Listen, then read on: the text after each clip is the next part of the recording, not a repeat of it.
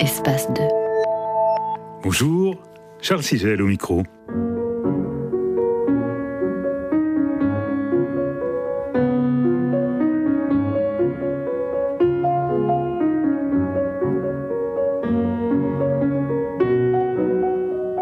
Comme il vous plaira. Avec aujourd'hui Hector Obalk.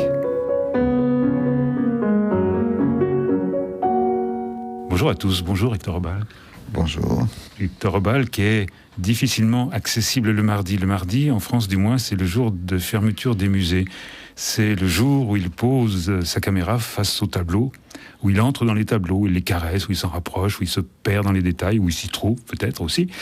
Comme métier, en somme, Hector Obalk est regardeur professionnel ou amateur, ça peut se discuter. Après quoi, donc, les images ainsi collectionnées, il en fait le montage, il fait sa petite cuisine, et puis sur les images, il parle avec fièvre, enthousiasme, emballement.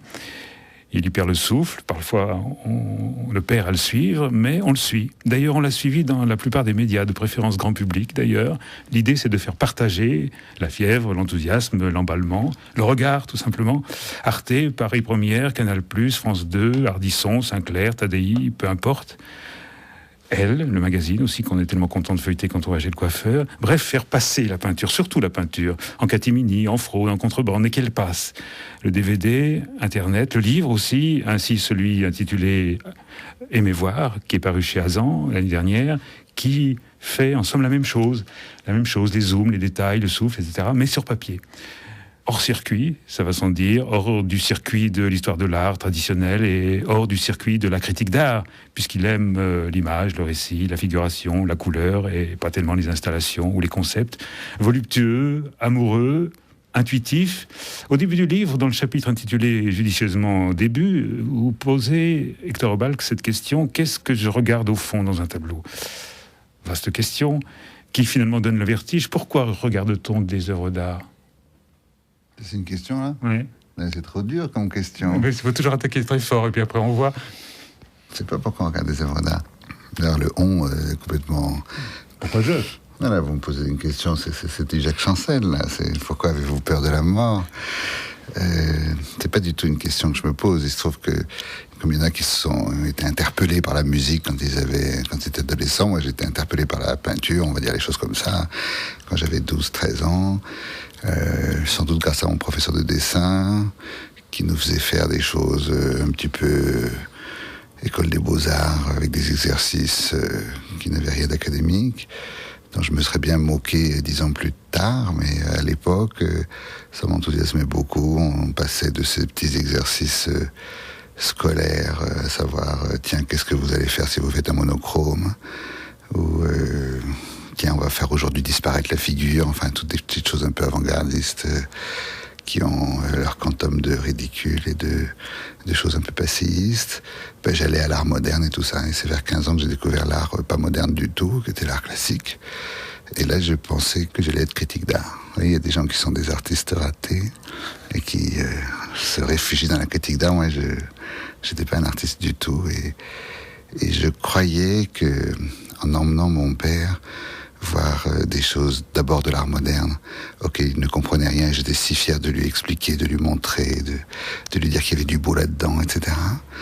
Je me suis dit que critique d'art, autrement dit celui qui fait aimer, parce que c'est finalement ça le but de la critique d'art, faire aimer, autrement dit transmettre non pas un savoir, mais transmettre une sensibilité. Eh ben c'était ce pourquoi j'étais le plus doué. Évidemment, comme tout le monde, je dessinais. Je faisais sans doute des petites choses un peu picturales à la Vols. À l'époque, Vols devait être un artiste qui était apprécié. Abstraction lyrique, le geste, l'action, enfin toute cette phraséologie qu'on avait sur une certaine forme de peinture, à la fois abstraite, mais lyrique, anti-mondrianesque. Enfin, tout ça, c'était vraiment une mode, quoi, qui...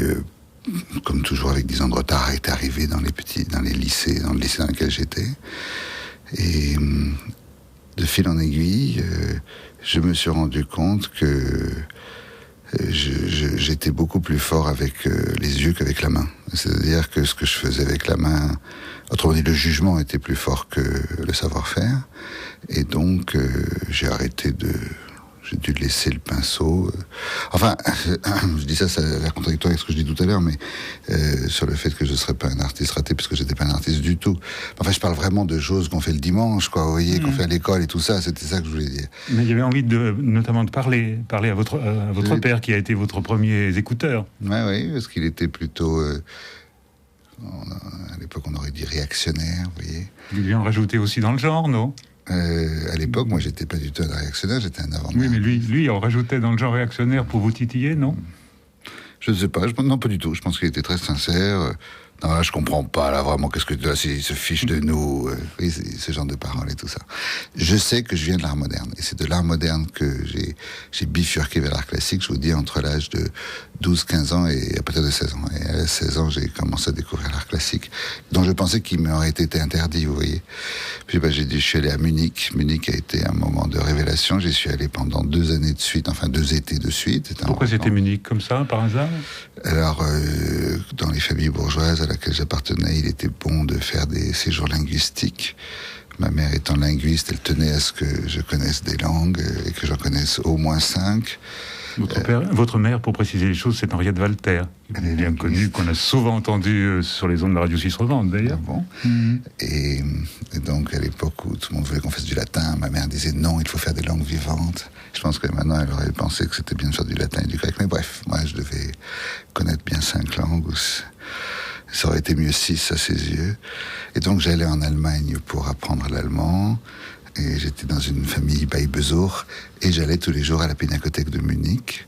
À cette Pinakothek de Munich, qui est un très très beau musée, dont la collection n'est pas généraliste, au sens où il ne couvre pas comme le Louvre ou comme la Gemäldegalerie de Berlin, toutes les époques de l'histoire de l'art. Il y en a qui sont plus faibles, mais on s'en fiche, parce que l'important c'est d'avoir de très bonnes œuvres sur un nombre limité d'artistes, et eux ils avaient des très bonnes œuvres. Leur point fort c'est Grunewald, Dürer, si je me souviens bien, c'était Rembrandt aussi, et c'était bien sûr Rubens. Bref, j'y allais tous les jours. Ça va jusqu'à Manet, il y a un très très beau Manet notamment. À l'époque, non, c'était la Alte Pinakothek, c'est-à-dire la vieille Pinakothek n'avait pas de Manet, c'était la Neue Pinakothek qui avait un Manet, et qui correspondait au musée d'Orsay, si vous voulez. Non, ça s'arrête. Ça a été rassemblé maintenant. Alors de nos jours, on termine la visite par le très beau Manet qui est dans votre bouquin, qui s'appelle le dîner en ville, je crois, le déjeuner en ville, avec le fils, avec le fils de Manet, enfin le fils adoptif de Manet. Je ne savais pas, non, que c'était dans la vieille Pinakothek. Bon, c'est possible. Alors, tout ce que je sais, c'est que ça s'arrêtait à l'époque, fin 18e, disons, peut-être début 19e, je ne sais pas. Et là, j'étais tellement féru, enfin tellement passionné, je sais pas très bien. Ma seule culture à l'époque, j'avais aucune culture littéraire, encore moins mythologique et tout ça, et religieuse. Ma seule culture, c'était un peu le cinéma. Et je me souviens très bien que vous voyez toujours le problème des comparaisons, le besoin de comparaison. Pour faire comprendre quelque chose, il faut comparer. Tiens, si vous avez aimé ceci, vous aimerez cela. Et donc, je me souviens que je faisais visiter vaguement à des vagues connaissances les tableaux. Et c'était toujours des comparaisons avec le cinéma. C'est-à-dire que je sais pas comment je me débrouillais pour faire passer de tableaux caravagesques à Fritz Lang, parce qu'il y avait un grand clair-obscur, ou de Rembrandt à Fritz Lang, plutôt. Comment est-ce que je devais faire des comparaisons entre des films de guerre, je ne sais même plus lesquels, et la bataille de je sais pas quoi par Aldorfer. Donc c'était des comparaisons cinématographiques tout le temps. Et puis un jour, je sais pas, je devais être au milieu de l'été, il y a une dame en bas, qui était une dame très âgée pour moi, elle devait quand même avoir que 45 ans, mais pour moi c'était quand même une vieille. Et elle me dit pourquoi vous venez, tout ça. Je dis moi je suis passionné, je veux faire le guide. Là, tout d'un coup, elle me dit ah bon, vous faire le guide? Oui, je veux faire le guide. J'aimerais tellement. Et tout ça, j'avais 16. Et à ce moment-là, elle me met au téléphone avec un type très connu là-bas en Bavière qui s'appelle le Prinz von Hohenzollern. Alors, ne me demandez pas qui c'est, mais c'est quelqu'un de très important. Et donc il me parle avec un français d'allemand très cultivé. Et puis je sais pas, j'ai dû être convaincu par mon discours. Finalement, il y avait écrit à l'entrée de la Pinakothek de Munich, un guide français fera une visite tous les jours à 15h.